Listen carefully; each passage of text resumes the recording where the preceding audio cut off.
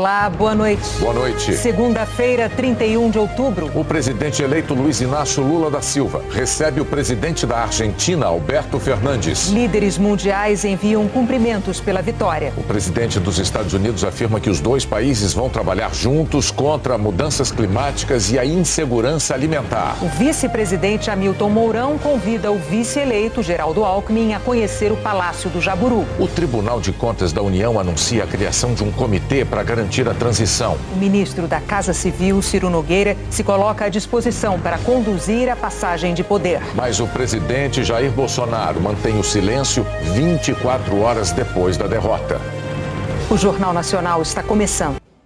No segundo discurso como presidente eleito do Brasil ontem à noite, na Avenida Paulista, em São Paulo, Luiz Inácio Lula da Silva anunciou para a multidão que o cercava e para todos que testemunhavam aquele momento pela televisão que precisaria de 2 dias de recolhimento depois da maratona eleitoral. Mas Lula não conseguiu. Nesta segunda-feira, na primeira manhã depois da vitória nas urnas, ele recebeu um chefe de Estado, o presidente da Argentina, Alberto Fernandes. Lula mal descansou da corrida presidencial e pouco depois das 9 da manhã já saía de casa para cumprir a agenda do dia. Repórteres, fotógrafos e cinegrafistas do mundo todo apontavam as lentes para o presidente eleito do Brasil. O primeiro compromisso foi uma visita do presidente da Argentina. Alberto Fernandes fez questão de vir ao Brasil para cumprimentar o presidente eleito pessoalmente. Eles conversaram sobre a integração da América Latina, a consolidação da democracia em todo o continente e o respeito aos processos eleitorais. O presidente argentino também falou que deseja o melhor para o Brasil. Quando o Brasil le va bem, inexoravelmente le va bem a Argentina, porque somos pueblos definitivamente hermanados. Lula também recebeu os cumprimentos do ex-presidente do Uruguai, Pepe Mujica. Mujica chegou ao Brasil antes da votação. Hoje, disse que a vitória do amigo recuperou a alegria e a esperança do povo brasileiro. Um hálito de esperança e de alegria para vocês. O povo mais alegre que está recobrando seu coração. Além dos cumprimentos aqui no Brasil, Lula recebeu vários telefonemas. O presidente da França, Emmanuel Macron, postou a conversa que teve com Lula nas redes sociais. Estamos vivendo um dia muito feliz porque conseguimos resgatar a democracia. A página oficial da Casa Branca também postou o conteúdo da ligação entre o presidente dos Estados Unidos, Joe Biden, e o presidente eleito. O documento diz que os dois líderes discutiram o forte relacionamento entre os Estados Unidos e o Brasil e se comprometeram a continuar trabalhando como parceiros para enfrentar desafios comuns, incluindo o combate às mudanças climáticas, salvaguarda da segurança alimentar, promoção da inclusão e democracia e gestão da migração regional. Em Washington, em resposta à correspondente Raquel Krahenburg, Biden disse que a ligação com Lula foi muito boa e que os dois vão trabalhar juntos em temas importantes como o meio ambiente e o fortalecimento da democracia. Lula recebeu ainda mensagens dos presidentes da Colômbia e do Chile. O presidente eleito passou a tarde toda reunido com a equipe da campanha no primeiro andar do hotel. Segundo a assessoria, ele deve tirar uns dias para descansar essa semana e planeja visitar alguns países antes da posse, um deles a Argentina. Minutos depois de o Tribunal Superior Eleitoral ter proclamado o resultado das urnas, Luiz Inácio Lula da Silva leu um primeiro pronunciamento à nação. E voltou a se dirigir aos brasileiros um pouco mais tarde, da forma que se habituou a fazer desde os tempos de líder sindical metalúrgico, sobre um carro de som no meio da multidão. Quase 3 horas depois de iniciada a apuração dos votos, o Fantástico Especial de Eleições anunciou o presidente eleito. Às 19 horas e 57 minutos, Renata Lopretti chamando minha atenção para este momento. Você está vendo na tela, a cor pintou. A Justiça Eleitoral acaba de confirmar a vitória de Luiz Inácio Lula da Silva, do PT, na disputa da presidência da República. A partir de 1º de janeiro de 2023, Lula retorna ao Palácio do Planalto para o mandato de 4 anos. Na porta de casa, foi o carinho da multidão que falou.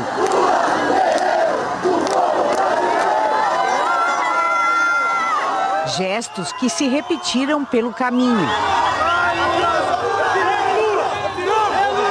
E já no hotel reservado para o momento, foram de agradecimento e reconhecimento aos apoiadores as primeiras palavras de Lula.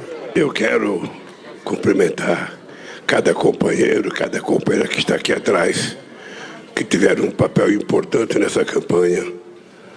Sobretudo as pessoas que vieram no segundo turno, como a companheira Simone, que foi candidata pelo Depois, o presidente eleito trocou o costumeiro improviso por um discurso pensado e escrito como uma mensagem de tom oficial. Reafirmou primeiro o antigo compromisso de luta contra a desigualdade. A roda da economia vai voltar a girar, com geração de empregos, valorização dos salários e renegociação das dívidas das famílias que perderam o seu poder de compra. Mas foi o tom conciliador o grande destaque da fala registrada por dezenas de jornalistas do Brasil e do mundo. A partir de 1º de janeiro de 2023, vou governar para 215 milhões de brasileiros e brasileiras. E não apenas para aqueles que votaram em mim. Não existe dois Brasis. Somos um único país, um único povo, uma grande nação.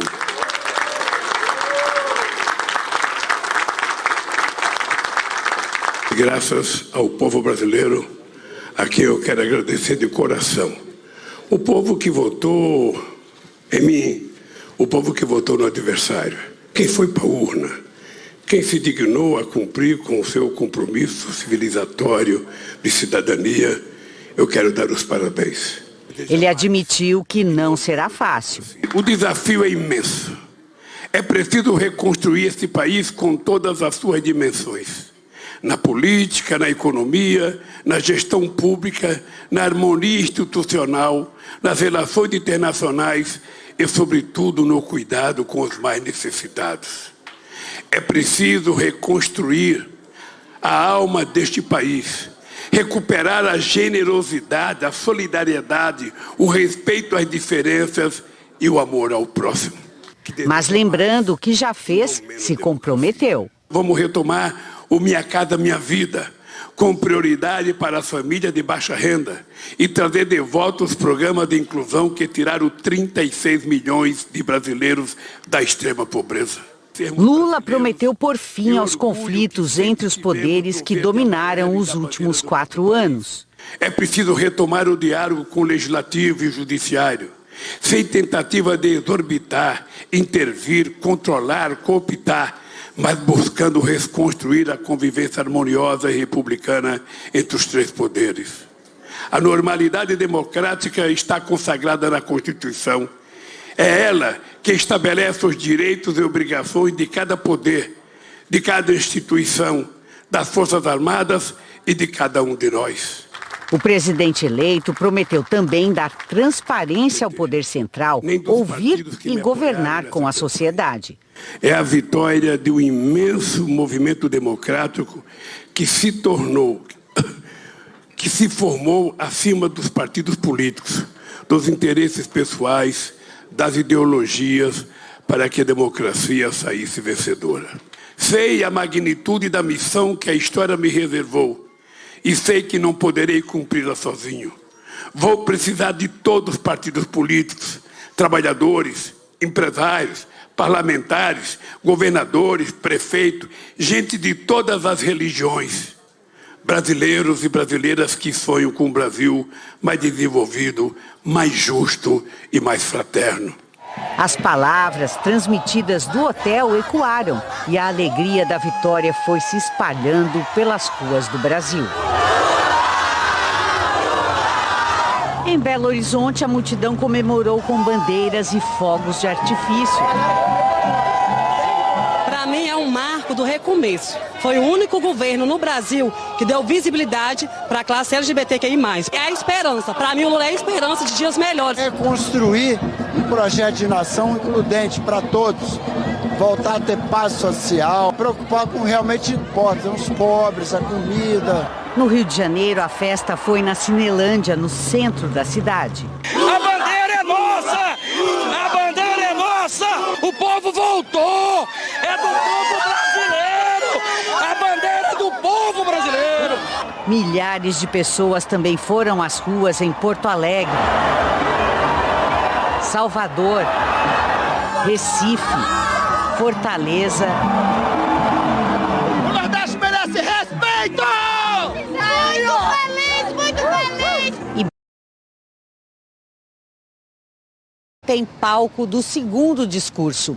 Aqui Lula falou como gosta, em cima de um carro de som, de improviso e para uma multidão. Era a voz da maioria que saiu das urnas, se unindo à voz do presidente eleito numa festa da democracia. A multidão se espalhou e se apertou para celebrar. O Brasil é rico, o Brasil é indígena, é negro. É negro, gente, não desmatem. Gente, pelo amor de Deus, a Amazônia tá aí. Eu sou ProUni, eu sou o fruto desse país, desse projeto de educação. Eu tô aqui por causa de Lula. Eu morei na periferia, eu moro na periferia e ele sempre cuidou da gente, sempre. Eu amo o Lula. Ele é do povo, ele é do povo. Quando Lula apareceu, todas as atenções se voltaram para ele, que rodou o caminhão para se dirigir a todos.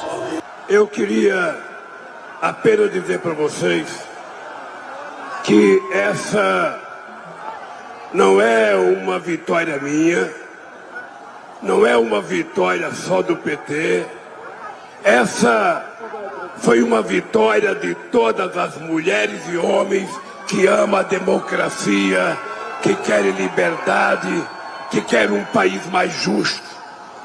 Lula fez questão de dedicar parte do discurso a maiorias e minorias discriminadas. Os nordestinos. Eu acho que hoje é dia de nós, que moramos em São Paulo, agradecer a um povo extraordinário, um povo que foi ofendido pelo meu adversário, que é o nosso querido povo nordestino, que nos consagrou com essa vitória extraordinária.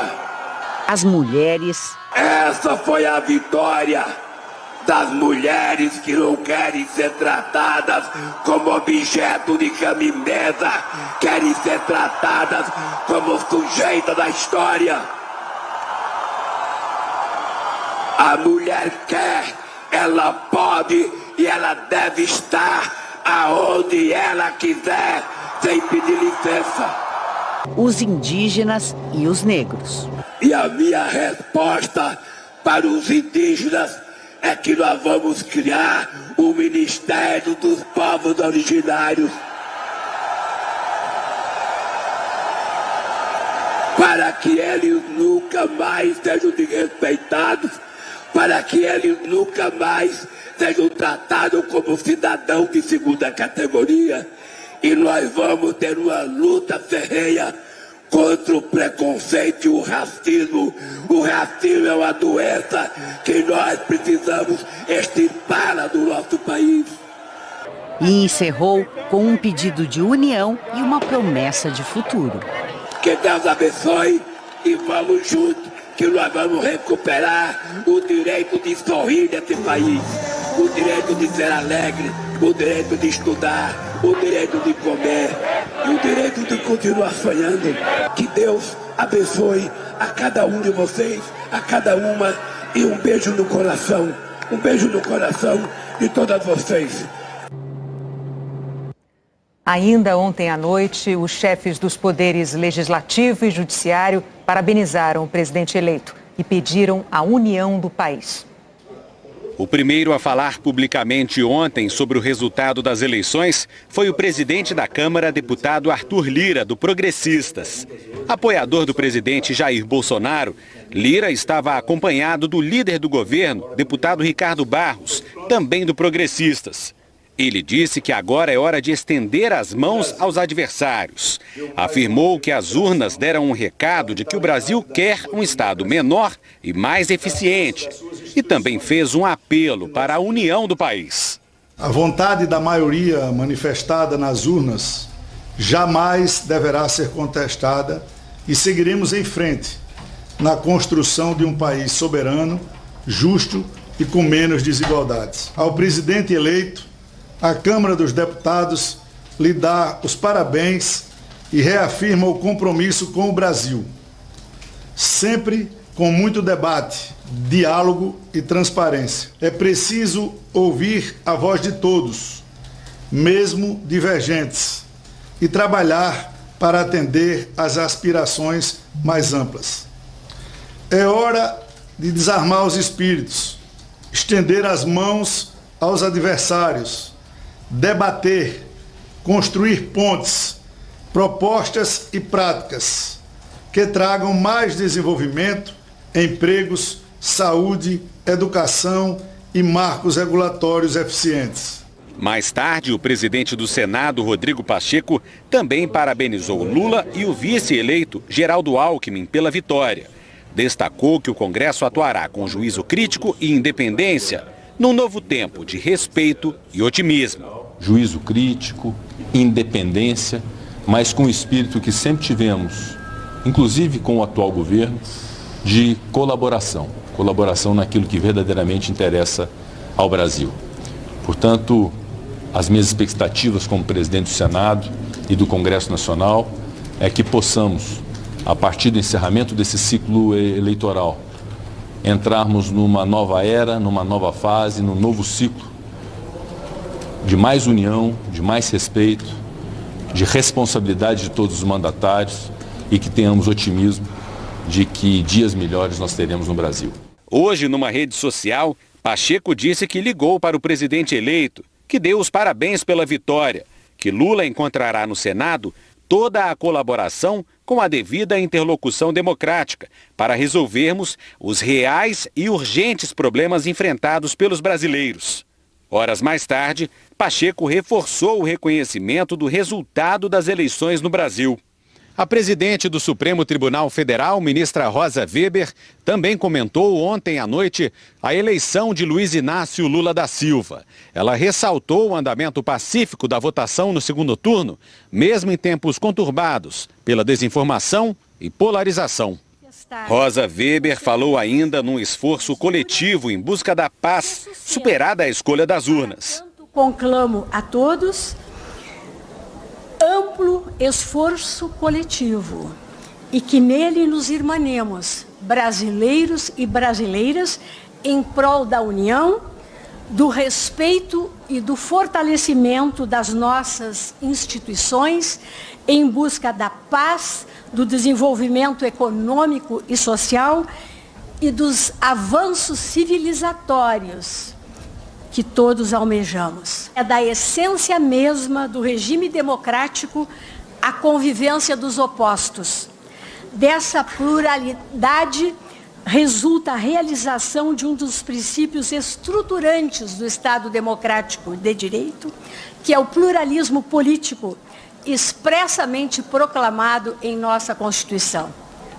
O Supremo Tribunal Federal, em qualquer circunstância, continuará firme e coeso na defesa da democracia e do Estado democrático de direito, guardião que é da nossa Constituição. O presidente do Tribunal Superior Eleitoral, ministro Alexandre de Moraes, telefonou para o presidente eleito quando Lula estava prestes a fazer o primeiro discurso da noite.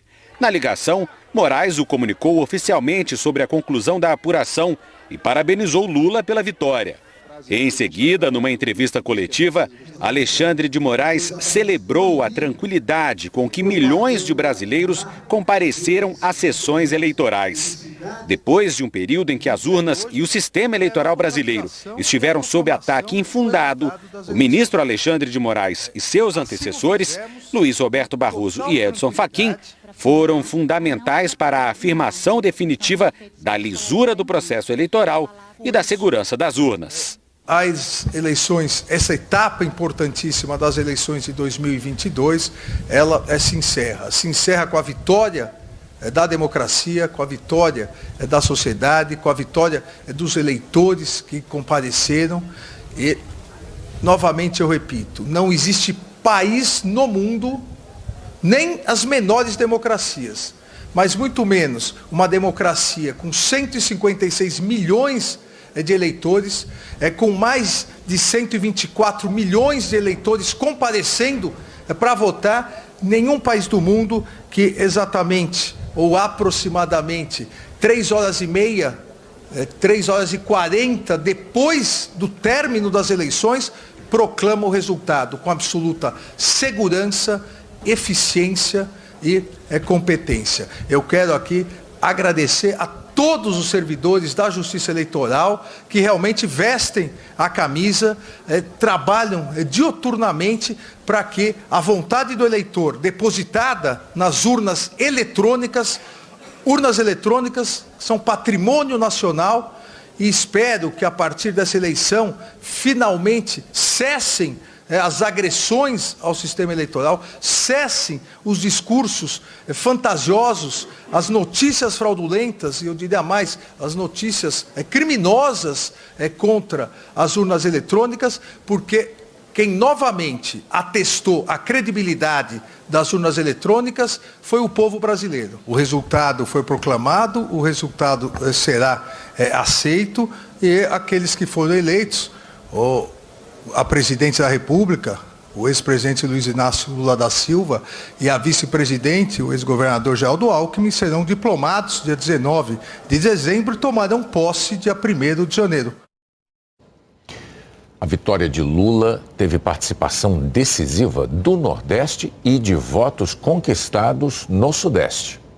Assim que a votação foi encerrada, todas as atenções se voltaram para o mapa do Brasil. Quando a apuração começou, às 5 da tarde, Lula aparecia à frente. Mas, 7 minutos depois, Jair Bolsonaro, do PL, tomou a dianteira e seguiu assim durante 1h44 minutos. A virada na apuração foi às 6h44. Com quase 68% dos votos apurados, é a primeira vez que o nosso telão mostra Lula, do PT, à frente. Às 7h57 da noite, os dados do Tribunal Superior Eleitoral mostravam que Luiz Inácio Lula da Silva, do PT, estava matematicamente eleito presidente do Brasil. Lula venceu em 13 estados. Bolsonaro ficou à frente em 14. O Piauí foi o estado onde o presidente eleito teve a votação mais expressiva. A maior vantagem de Bolsonaro foi em Roraima. Lula saiu vitorioso em 3.125 municípios. Bolsonaro foi o mais votado em 2.445. Foi a primeira vez desde 2002 que o comparecimento dos eleitores foi maior no segundo turno do que no primeiro.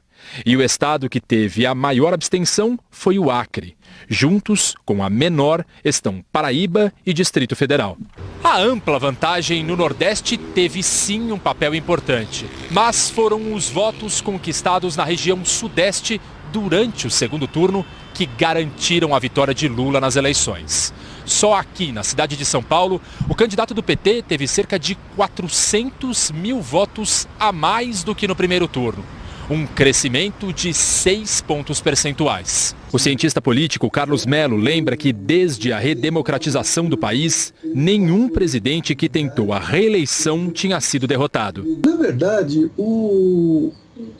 uma eleição de reeleição, né, ela acaba sendo uma espécie de um plebiscito, né, um referendo que seja, de aprovação ou não ao governo que está né, em mandato. O presidente não conseguiu ter maioria, ele teve um grau maior de rejeição do que de aprovação. E aí a matemática é simples, né? Rejeição maior do que aprovação é perda de eleição. Dos mais de 60 milhões e 300 mil votos que Lula teve no segundo turno, quase 22 milhões e 800 mil vieram da região Sudeste. Uma vitória eleitoral ela não se mede só pelo número de votos, ela se mede também pelo símbolo e pela dificuldade, né, imposta durante o processo. A dificuldade foi muito grande. 24 horas depois do resultado da eleição, o presidente Jair Bolsonaro ainda não se manifestou publicamente. O presidente Jair Bolsonaro acompanhou a apuração na residência do Torto, outro endereço da presidência da República, onde mora o ministro da Economia, Paulo Guedes. Ficou até 8h30, meia hora depois que saiu o resultado da eleição. De lá, seguiu para o Palácio do Planalto e depois de meia hora, chegou de volta ao Alvorada. Segundo assessores do presidente, ministros, aliados e até o vice-presidente Hamilton Mourão tentaram falar com Bolsonaro e não conseguiram. Por volta das 10 da noite, as luzes do Alvorada já estavam apagadas. O presidente se recolheu sem dar declarações. Hoje, logo cedo, Bolsonaro recebeu a visita do filho, o senador Flávio Bolsonaro, e de Braga Neto, candidato a vice na chapa dele. Pouco antes de 9h30 da manhã, saiu do Alvorada sem a costumeira parada para falar com apoiadores. O presidente seguiu para o Planalto, onde teve várias reuniões. Começou com ministros do Gabinete de Segurança Institucional, Augusto Heleno, da Secretaria-Geral da Presidência, Luiz Eduardo Ramos, e Braga Neto. Depois, conversou com o vice-presidente Hamilton Mourão. E, na sequência, recebeu os ministros da Casa Civil, Ciro Nogueira, da Justiça, Anderson Torres, e das Comunicações, Fábio Faria. O líder do governo na Câmara, Ricardo Barros, também esteve com o presidente. Bolsonaro voltou para o Alvorada antes das 4 da tarde e continuou fazendo reuniões. Publicamente, não houve nenhuma manifestação. Foi um dia inteiro de silêncio do presidente. Nas redes sociais, o senador Flávio Bolsonaro se manifestou. Ele disse, abre aspas, obrigado a cada um que nos ajudou a resgatar o patriotismo, que orou, rezou, foi para as ruas, deu seu suor pelo país que está dando certo e deu a Bolsonaro a maior votação da sua vida. Vamos erguer a cabeça e não vamos desistir do nosso Brasil. Deus no comando, fecha aspas. E o vice-presidente Hamilton Mourão mandou hoje uma mensagem para o vice-presidente eleito Geraldo Alckmin, reconhecendo o resultado da eleição. Mourão convidou Alckmin a conhecer o Palácio do Jaburu, residência oficial do vice-presidente. Depois de receber a mensagem, Alckmin ligou de volta e Mourão se colocou à disposição para contribuir no processo de transição. A TV Globo conversou com o ministro das Comunicações, Fábio Faria, e ele disse que o presidente deve fazer um pronunciamento entre hoje e amanhã. Está redigindo um texto e ouvindo sugestões de aliados e ministros, entre eles o próprio Fábio Faria, Paulo Guedes e Augusto Heleno. Segundo o ministro Fábio Faria, o presidente não deve contestar o resultado das urnas. No fim do dia, em entrevista ao SP2, o governador eleito de São Paulo, Tarcísio de Freitas, do Republicanos, foi questionado sobre a postura do presidente Bolsonaro em relação ao resultado da eleição. Ele vai aceitar o resultado? Sem dúvida, sem dúvida. É a vontade das urnas é soberana, é assim que essa nossa democracia ela é vibrante, ela é forte e agora é trabalhar no dia seguinte, porque embora você tenha uma população dividida no campo das ideias, todos são irmãos e a gente tem que fazer esse país crescer, esse país trabalhar junto, unido e prosperar. O ministro da Casa Civil, Ciro Nogueira, conversou com a equipe do presidente eleito Lula e se dispôs a conduzir a transição de governo. O TCU criou um comitê para acompanhar os trabalhos. Uma lei aprovada em 2002 prevê que o presidente eleito tem direito a uma equipe de transição de até 50 pessoas, em cargos comissionados, incluindo um coordenador. A equipe de Lula vai ter acesso a dados, documentos e informações públicas e sigilosas do governo de Jair Bolsonaro, para se inteirar da administração federal e preparar os primeiros atos da nova gestão. A equipe é desfeita até 10 dias depois da posse de Lula, em 1º de janeiro. A equipe do novo governo toma conhecimento do funcionamento dos órgãos e entidades da administração pública federal. Recebe informações sobre as contas públicas e dados sobre implementação, acompanhamento e resultado dos programas federais. Para funcionar, a transição precisa da colaboração dos dois lados, do governo de quem sai e de quem está chegando. E cabe à Casa Civil, que está sob o comando do ministro Ciro Nogueira, cuidar desse processo de alternância de poder, para que não haja vazio nem atraso na administração pública no novo governo.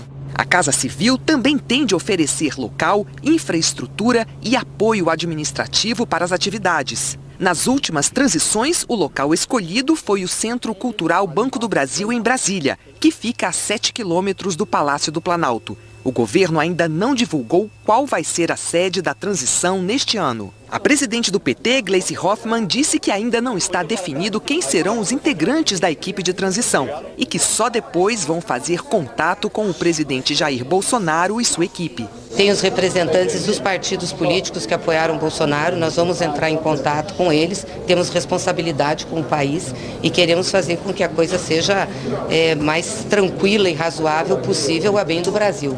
O prefeito de Araraquara, São Paulo, Edinho Silva, do PT, disse em nota que manteve contato na tarde dessa segunda-feira com o ministro da Casa Civil, Ciro Nogueira, a pedido do próprio, que de imediato se dispôs a conduzir o processo de transição, representando o atual governo Bolsonaro. E que repassou a informação para a deputada federal Gleisi Hoffmann, nossa coordenadora da campanha Lula Presidente, para que os encaminhamentos necessários fossem combinados. No texto, Edinho Silva ressaltou a postura republicana e democrática do ministro Ciro Nogueira. Pela primeira vez, o Tribunal de Contas da União formou um comitê para acompanhar o processo. O grupo será coordenado pelo presidente do TCU, Bruno Dantas, e terá a participação dos ministros Vital do Rego, Jorge Oliveira e Antônio Anastasia. A primeira transição de governo que o país acompanhou depois da criação da lei foi a do ex-presidente Fernando Henrique Cardoso para Luiz Inácio Lula da Silva, uma transição marcada pela cooperação. Na mais recente, o governo de Michel Temer entregou à equipe do eleito Jair Bolsonaro dados setoriais para o planejamento da nova gestão, além de realizar reuniões de técnicos com a equipe de transição. A economista Mônica De Bolle, da Universidade Johns Hopkins, explica que a transição de governo é como um rito de passagem. Numa democracia, esse rito de passagem ele é fundamental, porque ele demonstra, em primeiro lugar, o reconhecimento da legitimidade das eleições e, em segundo lugar, o reconhecimento do novo governo como o próximo governo que vai comandar o país. A gente tem desafios na área de educação, temos desafios na área da saúde, temos desafios espalhados assim por todas as áreas do governo que a gente pode imaginar. Então essa transição ela é de suma importância para que se tenha uma medida dos desafios e para que cada área do novo governo tenha uma ideia do ponto de partida que vai encontrar. Caminhoneiros interditaram o trânsito hoje em 22 estados de todas as regiões. Os grupos são pequenos, mas conseguem bloquear trechos de estradas. Dizem que protestam contra o resultado das urnas. A Polícia Rodoviária Federal informou que adotou providências para o retorno à normalidade desde ontem, quando surgiram as primeiras interdições. A PRF declarou ter acionado a Advocacia Geral da União em todos os estados com pontos de bloqueio. Mas a AGU afirmou que a PRF pode agir sem ordem da Justiça, que existem pareceres jurídicos da instituição que autorizam a atuação de ofício das polícias sem demandar autorização judicial. Por causa dos bloqueios, o Ministério Público Federal deu 24 horas para a PRF explicar as providências adotadas para manter o fluxo das rodovias federais. O Ministério Público Eleitoral afirmou que os pontos de interrupção acarretam impedimento ao trânsito de veículos e prejuízos aos cidadãos. Por isso, pediu ao Tribunal Superior Eleitoral providências para restaurar a normalidade, orientando a Polícia Rodoviária Federal para que garanta, com cautela, o livre trânsito nas rodovias ocupadas. A Confederação Nacional do Transporte se declarou contra as paralisações. A Confederação Nacional dos Trabalhadores em Transporte e Logística afirmou que a ação antidemocrática de alguns segmentos não representa a categoria dos caminhoneiros autônomos e que respeita o resultado soberano das urnas. A Frente Parlamentar da Agropecuária declarou que as paralisações impactam diretamente os consumidores no possível desabastecimento em toda a cadeia produtiva rural. E pediu a liberação das rodovias para cargas vivas, ração, ambulâncias e outros produtos de primeira necessidade. A Ordem dos Advogados do Brasil afirmou que os bloqueios são inaceitáveis porque a Constituição não admite manifestações que ataquem o Estado democrático de direito. Que o respeito à soberania popular é primado básico da democracia.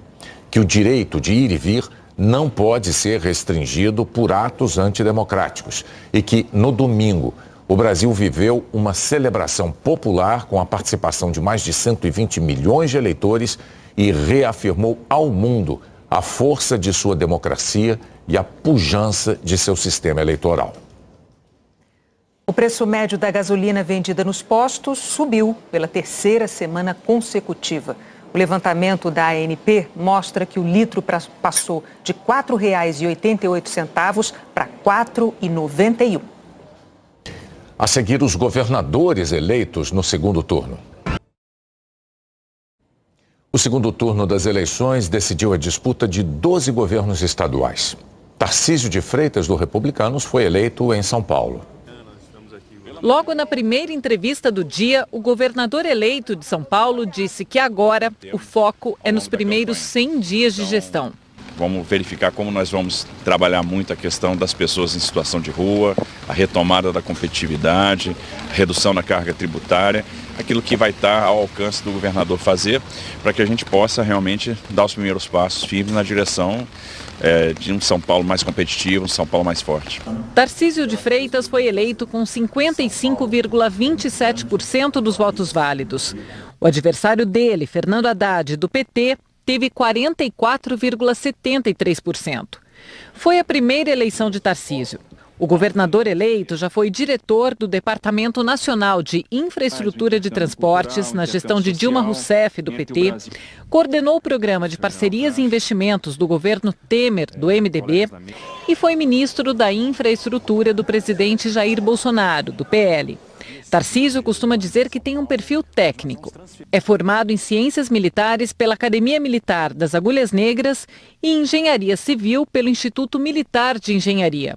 No Exército, ficou 17 anos e participou da missão de paz da ONU no Haiti.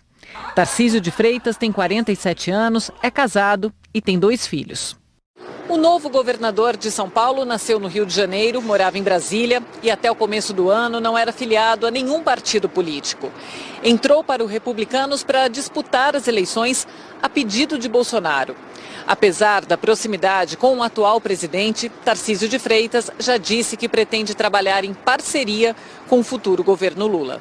Existem questões que precisam do apoio do governo federal. Por exemplo, quando você fala em saúde, o SUS tem uma gestão tripartite e a gente tem que ter um relacionamento muito republicano, criticando o que for ruim para o Brasil e para São Paulo, apoiando o que for bom para o Brasil e para São Paulo. No Espírito Santo, Renato Casagrande, do PSB, foi reeleito. Hoje, Renato Casagrande chegou ao local de trabalho, sede do governo do Espírito Santo, com a certeza de que ficará aqui por mais 4 anos. Ele foi reeleito com 53% dos votos. Na última eleição, Casagrande também derrotou Carlos Manato, do PL, que desta vez obteve 46% dos votos. O governador reeleito também tirou o dia de hoje para atender a imprensa. Nessa entrevista ao Bom Dia Espírito Santo, da TV Gazeta, afiliada da Globo, ele disse que pretende investir em tecnologia para melhorar a segurança. Casagrande já foi deputado estadual, federal e senador. A primeira vez que governou o Espírito Santo foi entre 2011 e 2014. As últimas 6 eleições para o governo do Espírito Santo foram definidas no primeiro turno. Dessa vez foi diferente. O governador conquista a reeleição no segundo turno e diz que é preciso unir o Estado e diminuir o clima de hostilidade na política. É a missão, a gente quando se elege, a gente tem que lançar pontes para quem não votou na gente, a gente tem que pacificar esse Estado. Vou ajudar o presidente Lula a pacificar o Brasil. É importante isso, a gente distensionar, a gente sair desse confronto permanente entre as instituições, entre as pessoas, a gente dar um sinal claro de paz, para as pessoas, isso é fundamental. A Bahia elegeu Jerônimo Rodrigues, do PT. O governador eleito da Bahia foi hoje à igreja de Nosso Senhor do Bonfim, em Salvador, para agradecer a vitória nas urnas. Jerônimo Rodrigues, do PT, assistiu a uma missa ao lado da família e de outros políticos. A disputa foi apertada. Jerônimo Rodrigues conseguiu se eleger com 52,79% dos votos válidos, contra 47,21% do ex-prefeito de Salvador, ACM Neto, do União Brasil. A eleição de Jerônimo Rodrigues mantém a hegemonia petista na Bahia. O partido está no poder há 16 anos. ele será o terceiro governador seguido do PT no maior estado do Nordeste e quarto maior colégio eleitoral do país. Engenheiro agrônomo, 57 anos, Jerônimo já foi secretário estadual de Desenvolvimento Agrário e de Educação. Ocupou também o cargo de secretário de Desenvolvimento Territorial no governo de Dilma Rousseff. O governador eleito disse que vai ampliar a relação com as prefeituras. Farei uma agenda intensa de parceria com os municípios, inclusive colocando orçamento, se for o caso, se for preciso, pedindo ajuda ao governo federal, para que a gente possa, junto com os municípios, ter uma educação infantil e fundamental boa, para ao chegar no nível médio e na universidade, os nossos índices de aprendizagem sejam os melhores possíveis. Raquel Lira, do PSDB, foi eleita a primeira governadora de Pernambuco. 2 horas depois do início da apuração, as desembargadoras do TRE anunciaram o resultado. O sistema de totalização do Tribunal Superior Eleitoral permite-nos afirmar que a primeira governadora de Pernambuco é a candidata Raquel Lira. Foi uma decisão histórica. Os eleitores escolheram entre 2 mulheres a primeira governadora do estado. Outra mulher será a vice-governadora. Raquel Lira, do PSDB, conquistou o direito de comandar o Palácio do Campo das Princesas depois de uma reviravolta. Segunda colocada no primeiro turno, ela venceu as eleições com quase 60% dos votos. Raquel Lira concorreu com Marília Reis, do Solidariedade. A governadora eleita não participou de festa com apoiadores porque está de luto. O marido dela morreu no dia do primeiro turno. Hoje, ela falou sobre os planos para o governo. Combater a fome, permitir que as pessoas possam ter comida no prato, garantir que o Estado possa voltar a gerar oportunidade, combater a desigualdade, superar a pobreza e permitir o nosso Estado poder voltar a sonhar. E mais 3 estados da região Nordeste tiveram segundo turno para governador. Em Alagoas, Paulo Dantas, do MDB, foi reeleito governador com mais de 52% dos votos, contra 47% de Rodrigo Cunha, do União Brasil. Depois do primeiro turno, Paulo Dantas chegou a ser afastado do governo por 13 dias por determinação do Superior Tribunal de Justiça. Ele é investigado por supostos desvios de parte dos salários de assessores quando era deputado estadual em 2019. Na semana passada, o Supremo Tribunal Federal determinou que ele fosse reconduzido ao cargo de governador. Assim que foi anunciada a vitória, ontem o governador reeleito falou sobre os novos planos de governo. Nós mantemos o Estado organizado, o Estado com uma equipe qualificada. Nós mantemos o Estado com capacidade de investimento. E nós vamos sempre priorizar a cultura, nós vamos sempre priorizar educação, saúde, infraestrutura. Nós vamos sempre priorizar um Estado que tenha a condição de gerar emprego, de gerar renda. Um Estado que aponte para o futuro para melhorar a vida das pessoas. Na Paraíba também teve governador reeleito. João Azevedo, do PSB, começou o dia participando de entrevistas. À Globo News, ele reforçou compromissos de campanha. Manter o ritmo que nós já implantamos nesses 4 anos, mesmo com pandemia, mas nós temos hoje um programa muito forte de investimentos em infraestrutura. A Paraíba tem um investimento hoje de 2,8 bilhões de reais somente em infraestrutura. João Azevedo teve 52,51% dos votos contra 47,49% alcançados por Pedro Cunha Lima, do PSDB. O governador reeleito venceu em 170 dos 223 municípios paraibanos. Em Sergipe foi uma eleição inédita para Fábio Mitidieri, do PSD. O deputado federal começou a campanha em terceiro colocado nas pesquisas de intenção de voto. Ainda no primeiro turno, uma decisão do Tribunal Superior Eleitoral afastou o candidato que liderava as pesquisas. E no segundo turno, Fábio virou o jogo com quase 52% dos votos, derrotando o candidato do PT, Rogério Carvalho, que teve 48,30% dos votos. Fábio Mitidieri disse que vai cumprir com rigor as promessas de campanha. E o primeiro ato do seu governo será o que ele considera prioridade: a geração de emprego e renda. Pós-pandemia, o emprego passou a ser uma carência ainda maior. E nós temos essa necessidade muito forte de ser o governador do emprego. Foi um mantra que eu preguei durante toda a minha campanha e tenho certeza que vai dar tudo certo. Depois de quase ter ficado fora do segundo turno, Eduardo Leite, do PSDB, venceu as eleições no Rio Grande do Sul. O dia do primeiro governador reeleito do Rio Grande do Sul começou com a agenda de entrevistas a rádios e TVs. Eduardo Leite, do PSDB, reafirmou que pretende governar para todos, que fará um governo aberto ao diálogo entre as diferenças e disse que a prioridade do novo mandato será a educação. Poder melhorar o aprendizado, qualificando as nossas escolas, garantindo tecnologia, estrutura adequada nas escolas é fundamental, inclusive para que a gente possa fazer o nosso grande plano, que é de expansão do ensino médio em tempo integral para 50% das escolas de ensino médio do Estado. A transição de governo deve começar amanhã em um encontro entre Leite, seu antigo vice e atual governador, Ranolfo Vieira Júnior. Leite disse também que espera nos próximos dias conversar com o presidente eleito Luiz Inácio Lula da Silva. O Rio Grande do Sul está inserido no Brasil, a gente quer que o Brasil vá bem. Acaba de ter um governo eleito nacional, né? O presidente eleito, Lula, nós todos temos que desejar que vá bem e ajudar que vá bem. Então, eu vou, como governador do Rio Grande do Sul, buscar dar esta colaboração para que dê tudo certo. Jorginho Melo, do PL, foi eleito governador de Santa Catarina com mais de 2/3 dos votos válidos. Como apontavam todas as pesquisas, Jorginho Melo, do PL, venceu Décio Lima, do PT, com ampla vantagem. Ele teve 70,69% dos votos. Com 66 anos, Jorginho Melo é um político experiente. Foi deputado estadual por 4 mandatos, deputado federal por 2 vezes e eleito senador em 2018. Pela primeira vez, concorreu ao governo do estado. Ainda nesta semana, o governador eleito deve definir a equipe que vai fazer o trabalho de transição até a posse. Ele também falou que só vai anunciar os nomes dos futuros secretários a partir do dia 1º de dezembro. Apoiador de Jair Bolsonaro, Jorginho Melo acredita que não terá problemas com o novo governo federal. Eu não tenho dificuldade nenhuma em relacionamento com o presidente Lula, com qualquer presidente que tivesse o presidente Bolsonaro. Evidentemente, eu trabalhei para ele, eu lutei por ele, eu queria que ele fosse. Mas nós temos que se relacionar e a boa convivência faz parte do tratamento político.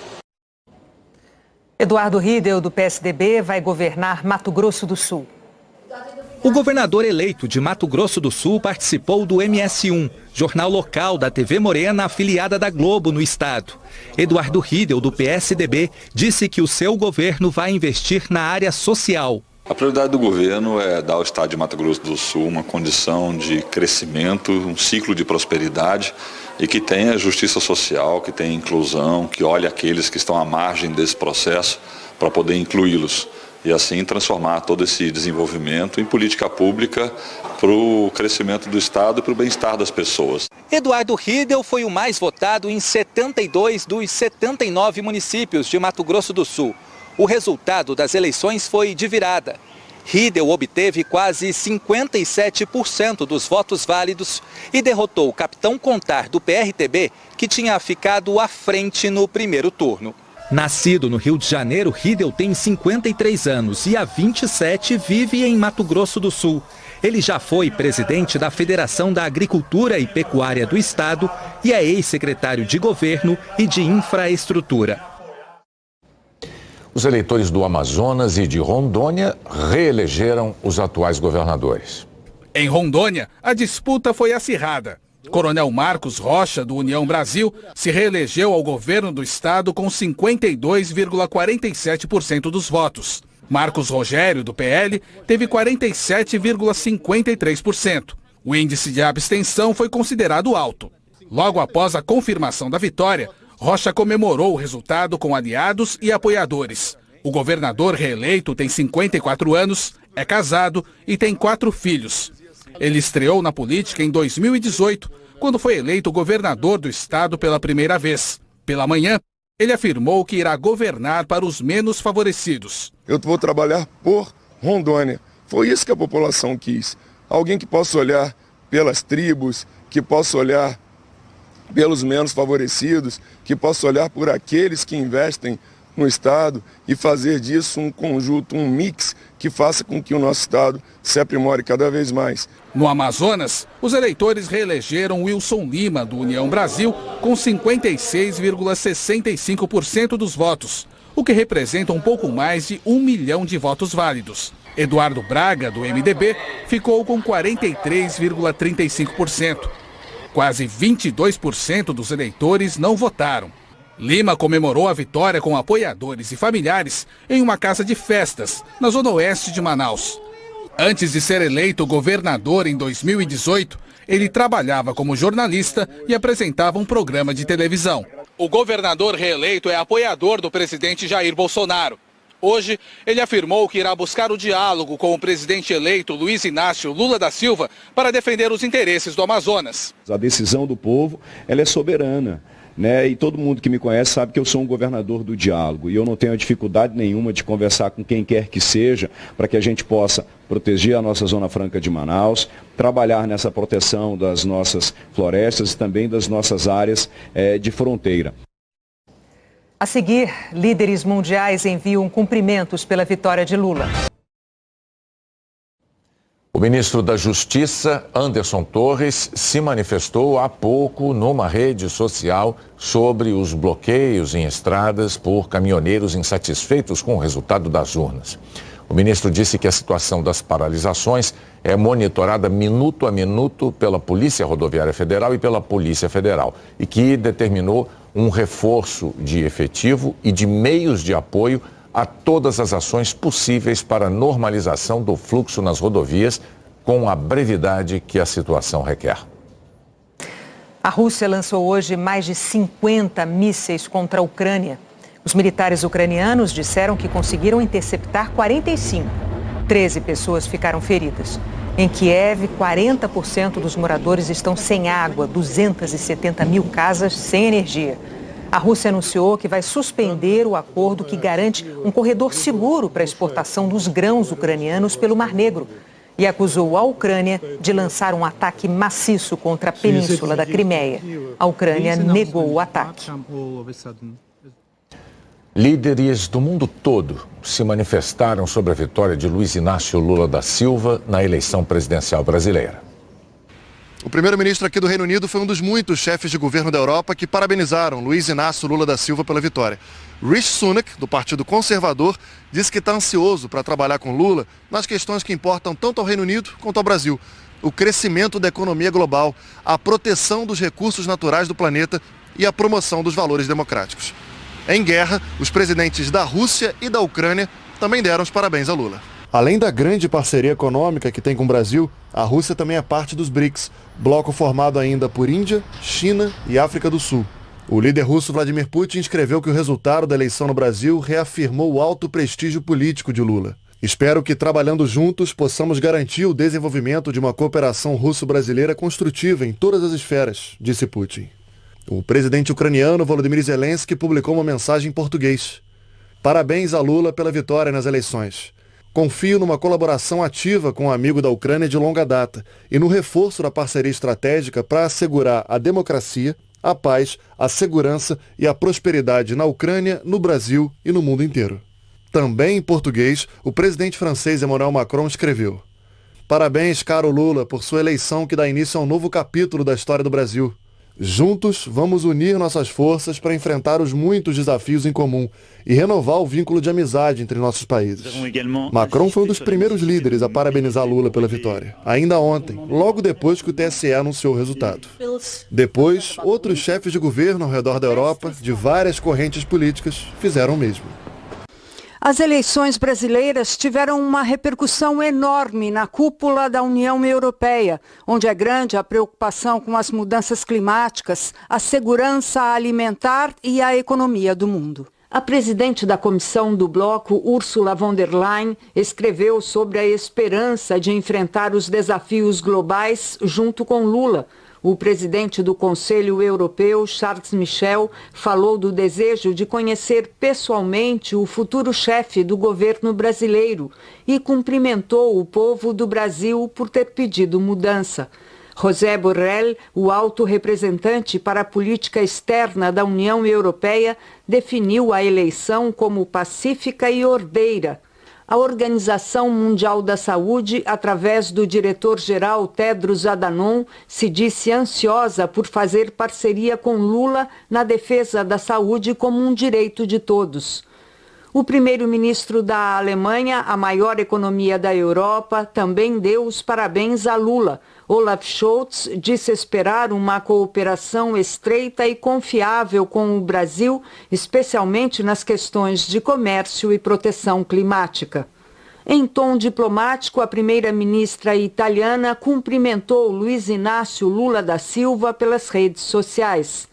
A Itália e o Brasil continuarão trabalhando juntos em nome da amizade histórica entre nossos povos e para enfrentar os desafios comuns que nos esperam, escreveu Giorgia Meloni, recém-eleita por um partido de extrema-direita e aliados. Aqui em Portugal, país europeu que mais recebe brasileiros imigrantes, as reações também foram imediatas. O presidente Marcelo Rebelo de Sousa felicitou Lula e disse esperar um período promissor nas relações fraternais entre os povos brasileiro e português. O primeiro-ministro Antônio Costa disse que encara com grande entusiasmo o trabalho conjunto dos dois nos próximos anos em prol de Portugal e do Brasil, mas também em torno das grandes causas globais. Na vizinha Espanha, o primeiro-ministro Pedro Sánchez também parabenizou Lula pela vitória na qual o Brasil decidiu torcer pelo progresso e a esperança. Sánchez prometeu que os dois vão trabalhar juntos pela justiça social, a igualdade e contra as mudanças climáticas. Os compromissos ambientais anunciados por Lula durante a campanha chamaram a atenção da Noruega. Depois da vitória dele, o ministro do Meio Ambiente norueguês disse a uma agência de notícias que o país vai retomar a ajuda financeira para reduzir o desmatamento. A Noruega é o principal doador para o Fundo Amazônia, mas as contribuições estavam suspensas desde 2019. A mesma linha foi seguida também pelo presidente de Israel. Isaac Herzog recordou a visita de Lula ao país no mandato anterior e disse que espera principalmente cooperar em um assunto que tanto preocupa: o meio ambiente. O presidente da China, maior parceira comercial do Brasil, enviou uma mensagem a Lula. Xi Jinping se disse disposto a trabalhar com o presidente eleito para ampliar, em longo prazo, a parceria estratégica entre os dois países. O primeiro-ministro indiano, Narendra Modi, parabenizou Lula e disse que espera trabalhar em conjunto para aprofundar e ampliar ainda mais as relações bilaterais. O presidente dos Estados Unidos, Joe Biden, foi um dos primeiros a se pronunciar logo depois do resultado. Biden divulgou um comunicado em que parabeniza Lula pela vitória depois de eleições livres, justas e confiáveis. O secretário de Estado, Antony Blinken, que é responsável pela diplomacia americana, parabenizou o povo brasileiro por exercer seu direito de voto e reafirmar a força de sua democracia. O primeiro-ministro canadense, Justin Trudeau, disse que está ansioso para trabalhar com Lula para entregar resultados para canadenses e brasileiros e avançar em prioridades compartilhadas, como proteger o meio ambiente. Líderes da América Latina também enviaram mensagens. O presidente mexicano, Andrés Manuel López Obrador, afirmou que com a vitória de Lula haverá igualdade e humanismo. O presidente colombiano Gustavo Petro postou em rede social: "Viva Lula!". Gabriel Boric, do Chile, escreveu: "Lula, alegria!". O venezuelano Nicolás Maduro disse que a democracia triunfou. O presidente peruano Pedro Castillo afirmou que a vitória de Lula é fundamental para fortalecer a unidade latino-americana. Luiz Alberto Lacalle Pou, presidente do Uruguai, disse que confia em trabalhar para um Mercosul moderno e aberto para o mundo. O retorno de Lula à presidência foi construído nos últimos anos com o apoio de líderes de diversos campos políticos, no Brasil e em outros países. Eu estou num lugar que simboliza possivelmente uma das mais importantes mulheres que já passaram pelo mundo. A volta de Lula à política começou a mostrar desenvoltura pelo exterior. Antes da pandemia, Lula deu início às viagens. Recebeu as bênçãos do Papa Francisco no Vaticano. Esteve com os ex-presidentes da França, Nicolas Sarkozy e François Hollande, e com o atual, Emmanuel Macron. Na Alemanha, Lula visitou Olaf Scholz um mês antes de ele substituir Angela Merkel como primeiro-ministro. Scholz se disse ansioso para continuar as conversas. Lula falou sobre fome no Parlamento Europeu. Enquanto milhões de crianças ao redor do mundo vão dormir esta noite com fome e acordarão amanhã sem saber se terão o que comer. Discutiu economia e mudanças climáticas com o primeiro-ministro espanhol Pedro Sánchez, esteve na Suíça e na Argentina. Aqui no Brasil, o petista já dava sinais sobre aonde queria chegar. Se tem uma coisa que eu quero é recuperar a democracia no meu querido Brasil. Em março do ano passado, com o ex-juiz Sérgio Moro declarado suspeito e com as condenações da Lava Jato anuladas pelo Supremo Tribunal Federal, Lula recuperou seus direitos políticos e se tornou elegível. Obrigado. Logo, as primeiras pesquisas o colocavam com mais de 40% das intenções de voto. Dali até o final, ele nunca perdeu a dianteira. Lula começou a trabalhar por uma candidatura que representasse não apenas a esquerda, e sim uma aliança mais ampla contra Bolsonaro. E foi em busca de reunir antigos aliados e antigos rivais. Convidou o ex-governador de São Paulo, Geraldo Alckmin, para ser seu vice. Fundador do PSDB, mas sem espaço no partido, Alckmin deixou os tucanos e se filiou ao PSB. Em maio deste ano, o PT oficializou a pré-candidatura de Lula à presidência e de Alckmin como vice. Chamado de picolé de chuchu pelos petistas nos tempos em que eram rivais, Alckmin brincou que Lula com chuchu poderia ser uma boa. O hit da nossa culinária. Estava formada a chapa que colocava um pé na esquerda e o outro no centro, e que anunciava um objetivo maior do que apenas ganhar a eleição. Queremos unir os democratas de todas as origens e matizes, das mais variadas trajetórias políticas, de todas as classes sociais, de todos os credos religiosos, para enfrentar e vencer a ameaça totalitária, o ódio, a violência, a discriminação, a exclusão que pesam sobre o nosso país. Lula também tratou de outro tipo de aliança nesse período. Viúvo há 5 anos, ele se casou com a socióloga Rosângela Silva, a Janja, numa cerimônia com muitos artistas e políticos. E ela se tornou uma das mulheres mais ativas na campanha.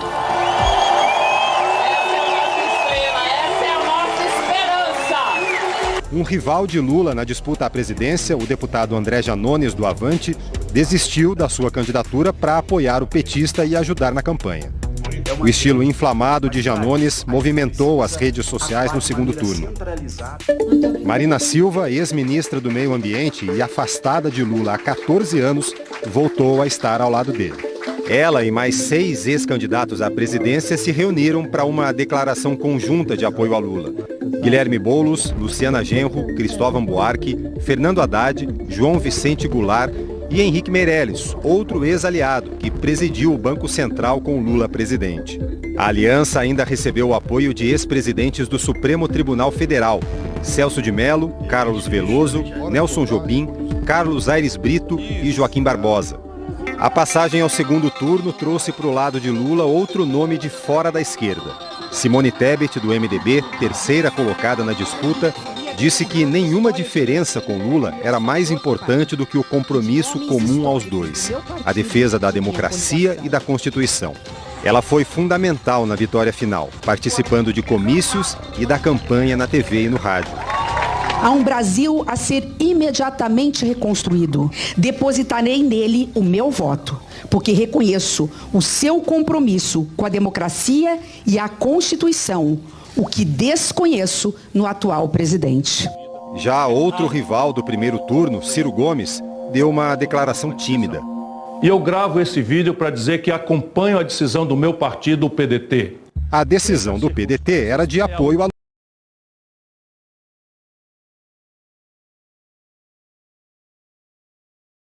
Agora, Lula terá a tarefa não só de governar, mas também de pacificar um país dividido.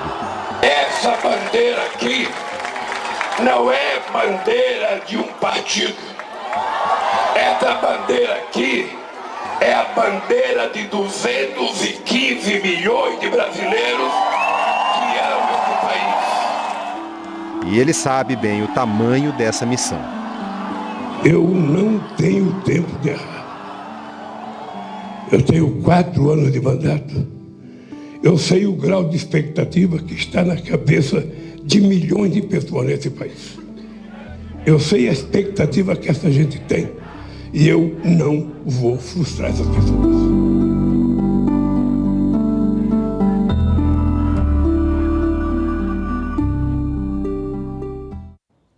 Agora uma última informação ainda sobre os bloqueios de estradas por caminhoneiros insatisfeitos com o resultado das urnas.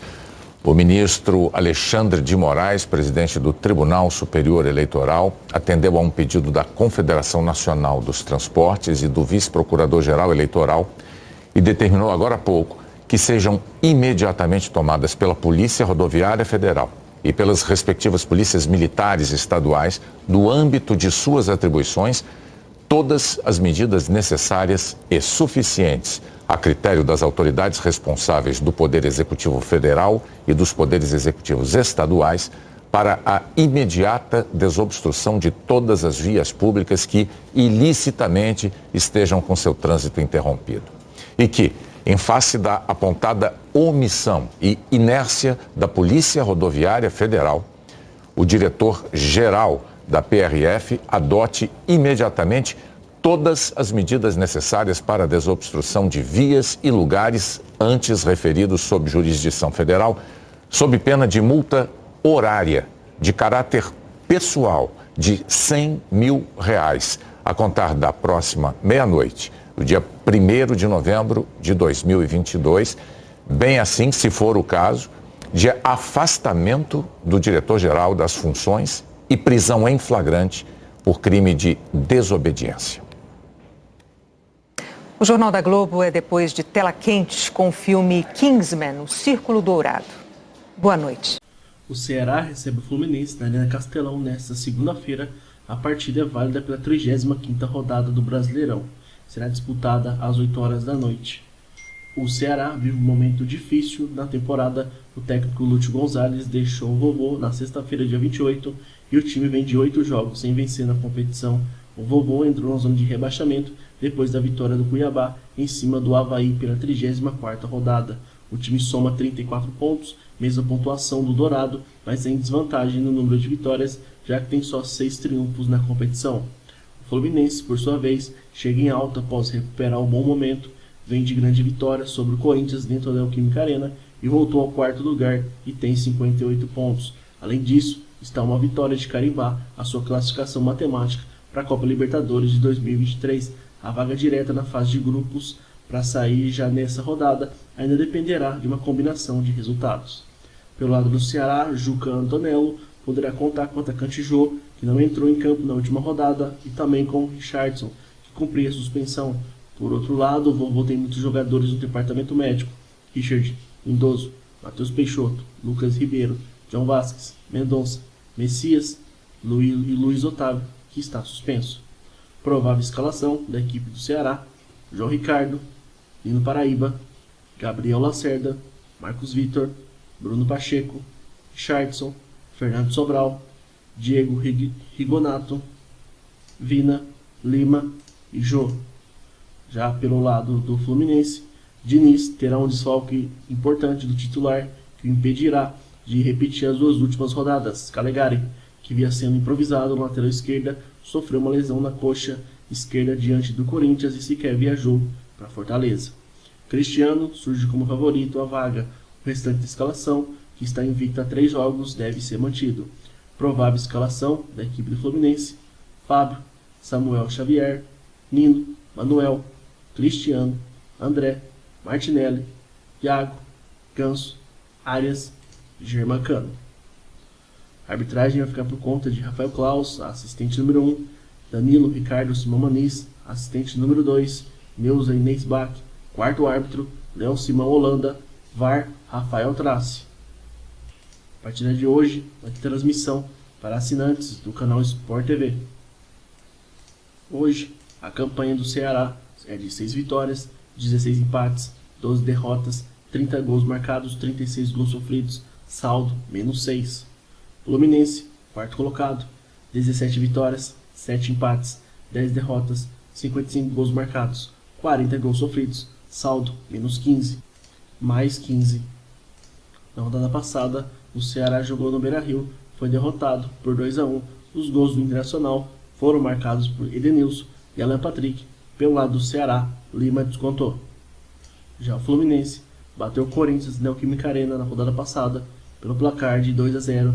Os gols do Fluminense foram marcados por Germancano.